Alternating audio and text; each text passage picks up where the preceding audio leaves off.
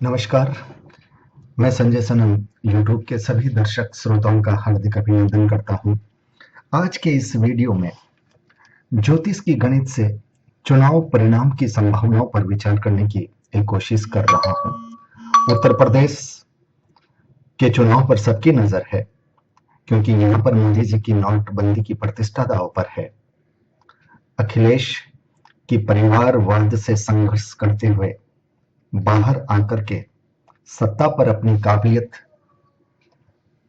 जताने की और बताने की प्रतिष्ठा दांव पर लगी है, और मायावती के लिए दोनों के बीच में से रास्ता बनाने की प्रतिष्ठा दांव पर लगी है। कांग्रेस के लिए तो कोई विशेष बात नहीं है, उसके पास खोने के लिए कुछ नहीं है, इसलिए प्रतिष्ठा की कोई बात नहीं है। पर चूंकि अखिलेश और राहुल की जुगलबंदी बन गई है और मायावती एक विशेष समुदाय जाति के वोटों को लेकर के अपनी मजबूती की कोशिश कर रही है।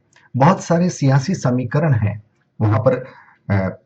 लगता था पहले भाजपा के लिए रास्ता बहुत क्लियर है, लेकिन जैसे ही अखिलेश और राहुल के वोट बैंक का समीकरण एक जुड़ा, तब लोगों को बिहार के चुनाव की याद आने लगी और उनको लगने लगा कि अब यहां पर भाजपा के लिए रास्ता बहुत सरल नहीं है। चूंकि मैं ज्योतिष की राह से इसका विश्लेषण कर रहा हूं, इसलिए राजनीति के समीकरण क्या कह रहे हैं इससे मुझे कोई मतलब नहीं। मैं तो होरारी कुंडली से, प्रश्न कुंडली से ग्रह नक्षत्रों की दशाओं की संभावनाओं पर विचार करूंगा, और वो मैं आपको गणित बताने की कोशिश करूंगा, वो मैं संभावनाएं आप तक पहुंचाने की कोशिश करूंगा कि वाकई में यूपी के दंगल में सत्ता का सेहरा किसके सर पर बंधेगा। क्या भाजपा यूपी का दंगल जीत पाएगी, सरकार बना पाएगी? क्या मुलायम के सुपुत्र अखिलेश राहुल गांधी के साथ मिलकर, गांधी परिवार के साथ मिलकर वापसी कर पाएंगे, भाजपा को रोक पाएंगे, और मायावती अपने दलित और मुस्लिम वोट बैंक की दुहाई देकर क्या इन दोनों के बीच में आड़े आ पाएगी? सियासत के समीकरण बहुत सारे हैं, लेकिन ज्योतिष के नियम तो वो ही हैं जो शाश्वत हैं।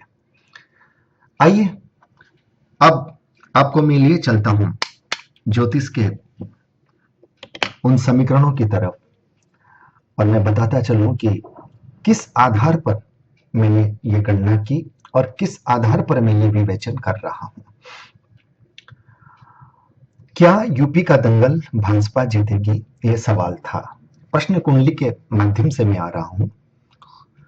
होरारी चार्ट है 5 फरवरी 2017 का, रात को 23:11:58 का, और केपी होरारी नंबर है 81।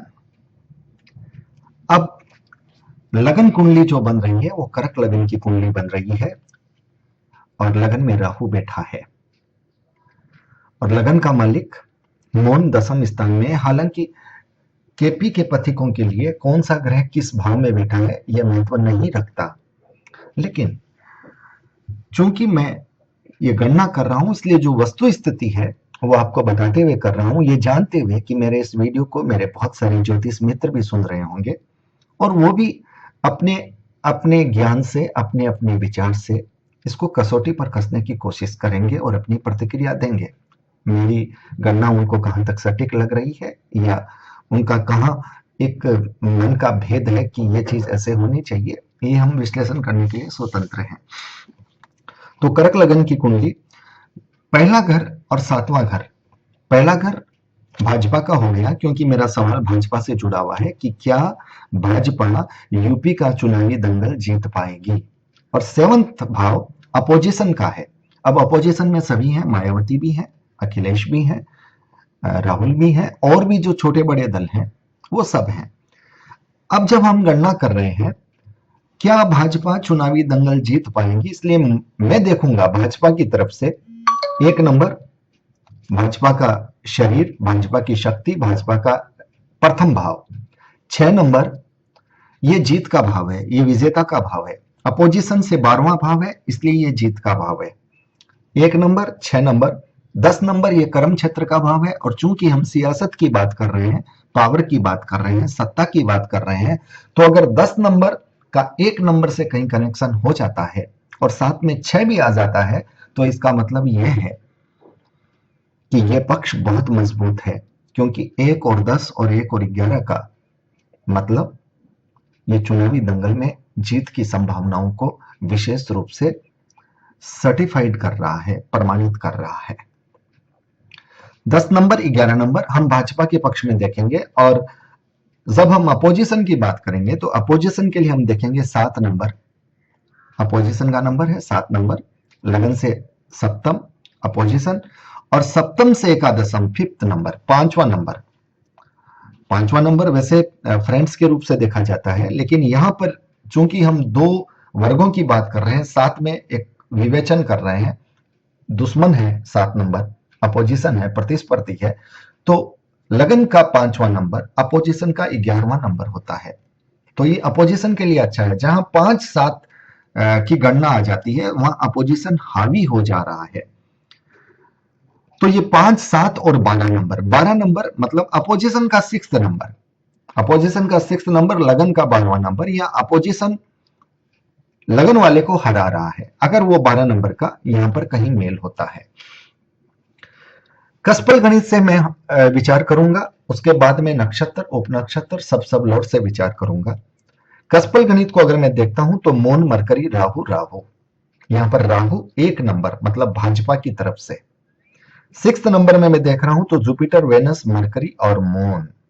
देखिए मून 1 में भी आ रहा है, मून 6 में भी आ रहा है, और वेनस 1 में नहीं आ रहा है, लेकिन मरकरी यहां 1 में भी आ रहा है, या 6 में भी आ रहा है।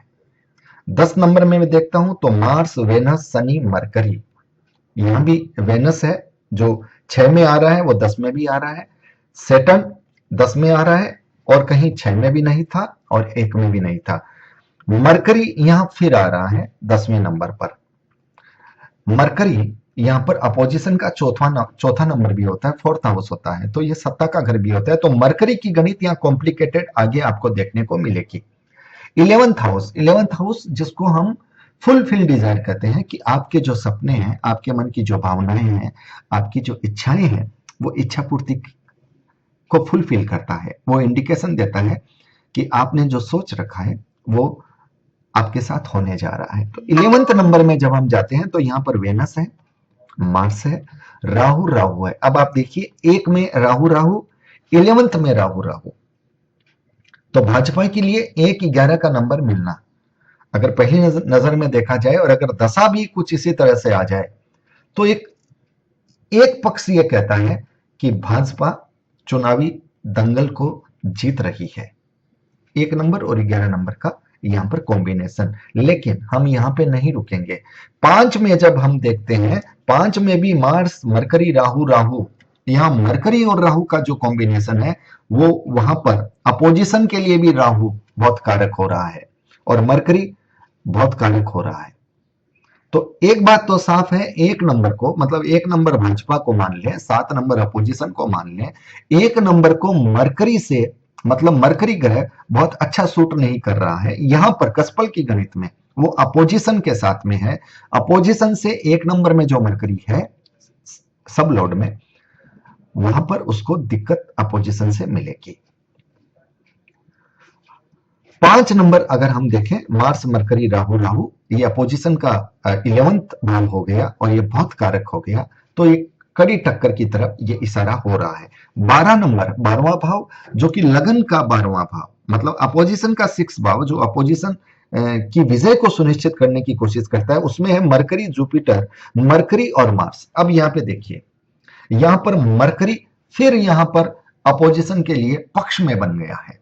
कस्पल गणित में मरकरी की जो समीकरण है, मरकरी जहां जहां पर इंडिकेशन में आ रहा है, वो अपोजिशन के लिए बहुत अच्छा बन गया है। यहां पर भारतीय जनता पार्टी को कुछ जगह राहु बहुत अच्छा लग रहा था, लेकिन राहु अपोजिशन में भी वैसा ही है। तो इसका मतलब मैं यह नहीं कह सकता कि राहु भाजपा को सत्ता के ताज तक ले जा रहा है, क्योंकि अपोजिशन के पास भी वही ताकत है।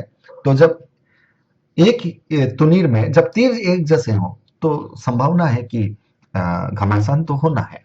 तो ये घमासान की इंडिकेशन यहाँ पे बहुत स्पष्ट आ रही है। अब थोड़ा सा हम आगे चलते हैं।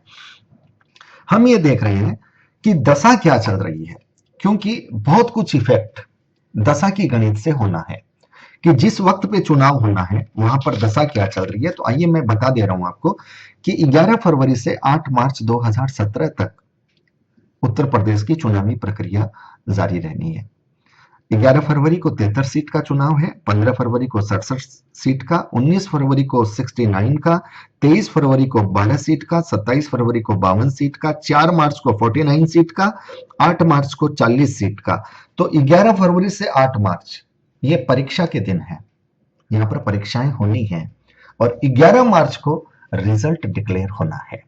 अब हम ये देखते हैं कि पर्टिकुलर उस पीरियड में दशा, अंतरदशा, प्रत्यंतर दशा, सूक्ष्म अंतर और प्राण अंतर किसका चल रहा है, क्योंकि यहां पर वो इफेक्ट देगा सकारात्मक या नकारात्मक। चूंकि उस गणित से हमने देखा कि घमासान है। अब यहां पर भाजपा के लिए सुखद संकेत यह है कि चंद्रमा की दशा चल रही है और चंद्रमा उसका लगन का लॉर्ड है और चंद्रमा 6th कश्यप में सब लॉर्ड है।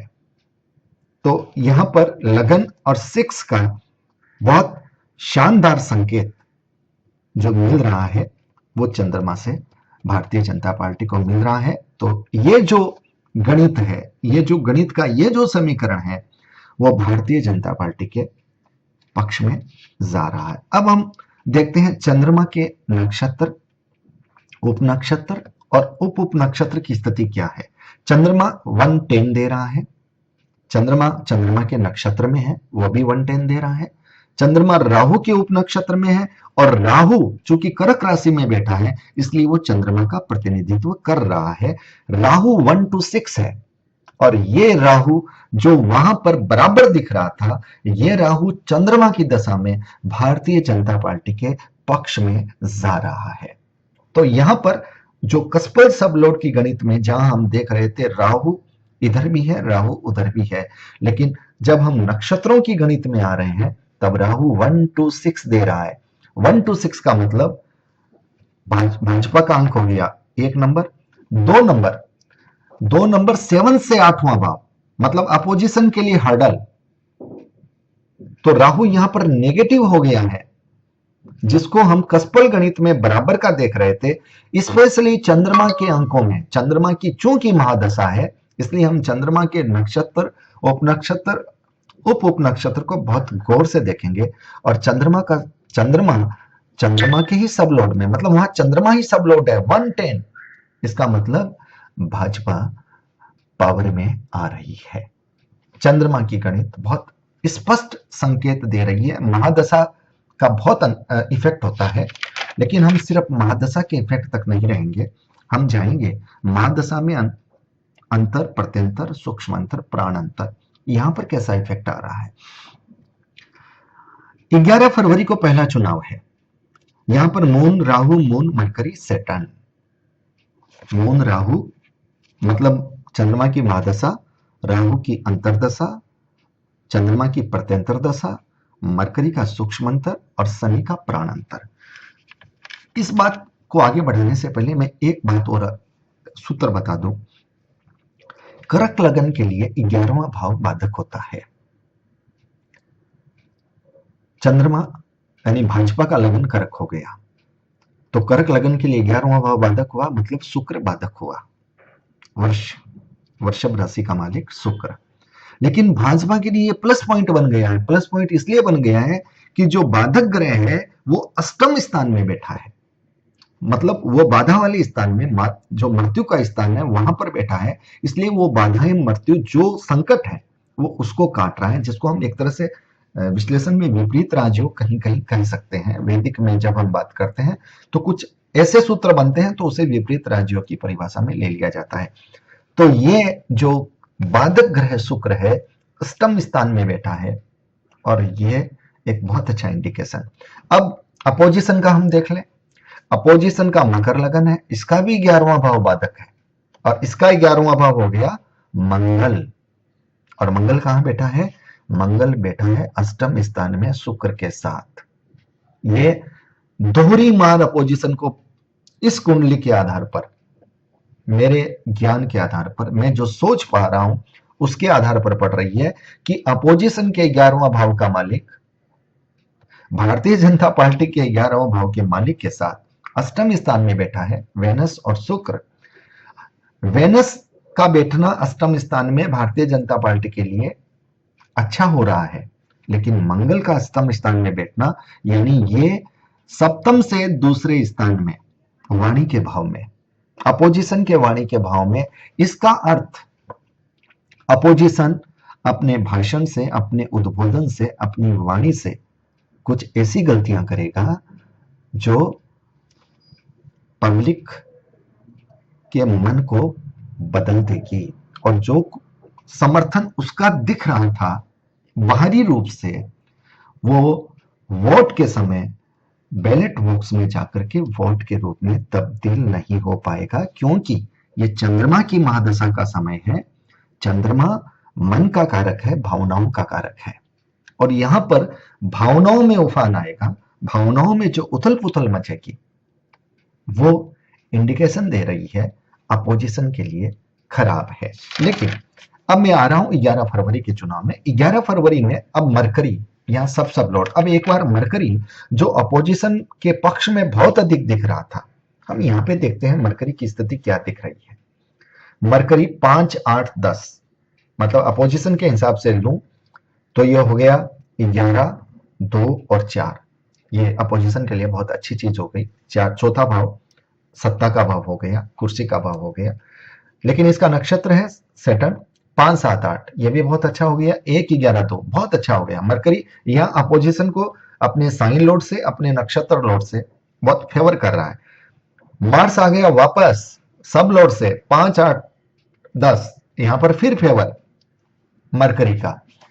लेकिन सब लॉर्ड आ गया जुपिटर, 3, 6, 9, 6 मतलब भारतीय जनता पार्टी के विजय का अंक।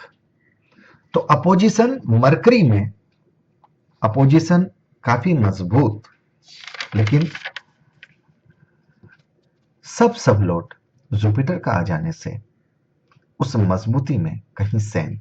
फिर भी मैं ये कहूंगा 11 फरवरी का जो दिन है उसमें मरकरी का सब लॉर्ड आने से भारतीय जनता पार्टी को शायद अपेक्षित लाभ न हो, या कुछ टेंशन में रहे, लाभ हो सकता है, लेकिन एक हर्डल्स, एक टेंशन, एक मुश्किलात की राहों से उसे 11 फरवरी के दिन में गुजरना पड़े। नेक्स्ट चुनाव है 15 फरवरी। 15 फरवरी में 67 सीट्स का चुनाव है। यहां पर जो दशाओं की गणित है वो मून, राहु, मून, वेनस और वेनस। अब देखिए वेनस भारतीय जनता पार्टी के लिए बाधक था और वो अष्टम स्थान में बैठा है। मेरा ये विचार है कि वेनस बाधक होने के बावजूद भी बाधक नहीं रहा है, वो विपरीत राज्यों का कारक बन रहा है। और मून और वेनस दोनों महिला वर्ग का प्रतिनिधित्व करते हैं। तो एक बात मैं कहना चाहूंगा, इस चुनाव में महिलाओं का बोलबाला रहेगा। महिलाओं का बोलबाला मैं ये कहूं कि चुनाव प्रचार में भी महिला जो प्रचारक होंगे वो ज्यादा प्रभावित करेंगे। आप कह सकते हैं कि प्रियंका गांधी, डिम्पल यादव, आप कह सकते हैं भारतीय जनता पार्टी की तरफ से भी बहुत अच्छे अच्छे स्टार प्रचारक हैं। स्मृति ईरानी जी का रोल होगा, और अनुप्रिया जी जो अपना दल से हैं और भारतीय जनता पार्टी में मंत्री हैं, उनकी भूमिका को मैं बहुत अच्छी, उनके जनमांग चक्र का मैंने अध्ययन नहीं किया है, लेकिन एक स्टार प्रचारक जो महिलाएं हैं उनकी भूमिका जो है वो बहुत अच्छी रहेगी। मैं उनका नाम भूल रहा हूँ, जो कांग्रेस से भारतीय जनता पार्टी में आई है, और उनका भी यहाँ पर बहुत अच्छा प्रभाव पड़ सकता है। महिलाओं की उपस्थिति, महिलाओं का प्रभाव और उनसे समीकरण बदलेंगे। इसी तरह से महिला मतदाताओं का प्रभाव है, वो चुनाव की हार और जीत को तय करने में अपनी अहम भूमिका अदा करेगा। तो 15 फरवरी का चुनाव बाधक होने के बावजूद मैं भारतीय जनता पार्टी के लिए बाधक नहीं मान रहा हूं, मैं अच्छा मान रहा हूं। 19 फरवरी moon Rahu moon Venus Jupiter, यहां पर वेनस भी है और जुपिटर भी है। और जुपिटर का जब मैं ये देख रहा हूं सब लॉर्ड की गणित में, जुपिटर 369 है, वहां पर मार्स 5 8 10 आ रहा है, ये अपोजिशन के लिए बहुत अच्छा है। सेटन 5 7 8 आ रहा है, ये भी अपोजिशन के लिए मैं खराब नहीं कहूंगा। लेकिन वापस सब लॉर्ड मून 1 और 10 जा रहा है, मतलब यहां पर भी 19 फरवरी को भी पेचीदा स्थितियां होते होते भी भारतीय जनता पार्टी के पक्ष में संघर्ष होने के बावजूद भी जब परिणाम आएगा तो उसमें लगेगा कि संघर्ष के राह से उतर करके भारतीय जनता पार्टी यहां पर अच्छा परिणाम ला रही है। 23 फरवरी को मून राहु मून सूर्य और सैटर्न, अब सैटर्न को हमको यहां देखना पड़ेगा। सैटर्न 578 578 4 8 11 4 8 11, यहाँ पर वेनस आ गया है तो सैटर्न की यहाँ पर ज्यादा नहीं चलेगी और इस हिसाब से ये भारतीय जनता पार्टी को यहाँ पर पॉजिटिव इंपैक्ट मिलेंगे। 23 फरवरी का चुनाव है, सिर्फ 12 सीट का है।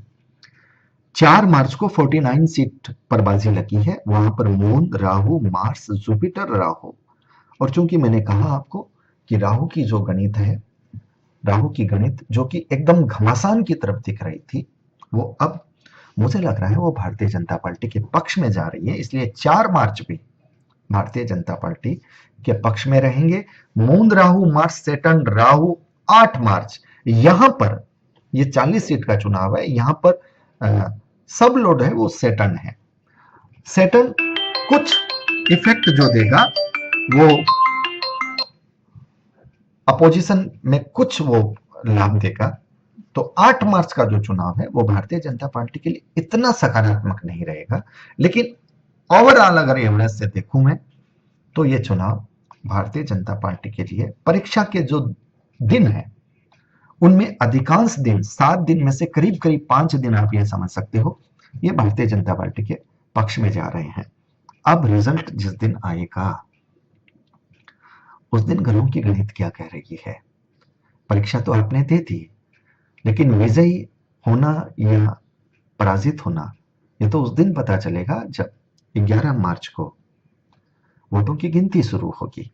और वो दिन मैं फिर कह रहा हूं, moon Rahu Mars mercury moon, अब देखिए सब लॉर्ड मरकरी जो कि अपोजिशन की तरफ में थोड़ा प्रभावी है, और सब लॉर्ड मून जो कि रिजल्ट एक्चुअल में रिजल्ट जो दे रहा है वो मून दे रहा है, और मून की गणित 1 10, मतलब सत्ता पावर भारतीय जनता पार्टी के पक्ष में, लेकिन घमासान होगा, टक्कर कड़ी होगी, अनिश्चितताएं रहेगी, कभी लगेगा यह पक्ष भारी, कभी लगेगा वो पक्ष भारी।